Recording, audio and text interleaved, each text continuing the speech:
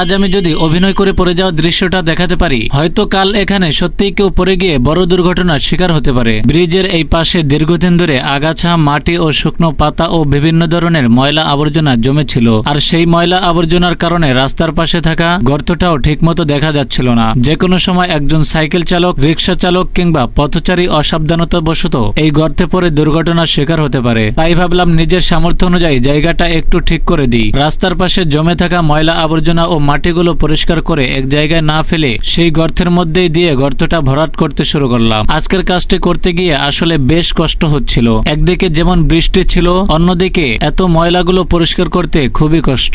কিন্তু কাজটি মানুষের উপকারে আসবে এই চিন্তা থেকেই শেষ পর্যন্ত কাজটি সম্পূর্ণ করার চেষ্টা করলাম। অনেক সময় আমরা ভালো কিছু করতে গেলে নানা ধরনের কথা শুনি, কেউ প্রশংসা করে, আবার কেউ হয়তো হাসি ঠাট্টাও করে। মানুষ কি বলবে এই কথাটা চিন্তা করে ভালো কাজ থামিয়ে দিলে তো হবে না। আমি মনে করি আমাদের সামর্থ্য অনুযায়ী যতটুকু হোক নিজের আশেপাশের কোনো একটি সমস্যা যদি একটু কমিয়ে দিতে পারি, সেটাই অনেক বড় ব্যাপার। হয়তো এই কাজটা খুব বড় কোনো কাজ নয়, কিন্তু এই জায়গা দিয়ে চলাচল করা একজন মানুষ যদি এই গর্তের কারণে দুর্ঘটনার হাত থেকে বাঁচতে পারে, তাহলে আমার এই ছোট্ট পরিশ্রমটুকুই সার্থক। আমরা সবাই যদি নিজের অবস্থান থেকে মানুষের জন্য ছোট ছোট ভালো কাজ করার চেষ্টা করি, তাহলে আমাদের আশেপাশের পরিবেশটাও সুন্দর হবে, মানুষের চলাচলও নিরাপদ হবে। যখন পরিশ্রম করতে করতে সুন্দর পরিবর্তনটা খুঁজে পাই, তখন যত কষ্ট হয়েছে সমস্ত কষ্টই ভুলে যাই। তো যাই হোক ভাই, আপনি যদি আমার এই ভিডিওটি এখনো দেখে থাকেন, আপনাকে অসংখ্য ধন্যবাদ। তো যাই হোক, আমার এই ছোট্ট একটি উদ্যোগ আপনার কাছে কেমন লেগেছে অবশ্যই কমেন্টে জানাবেন, এবং এই ভিডিওতে একটা লাইক দিয়ে কমেন্ট করে শেয়ার করে দিবেন। হয়তো আপনার একটা লাইক, কমেন্ট, শেয়ার আমাকে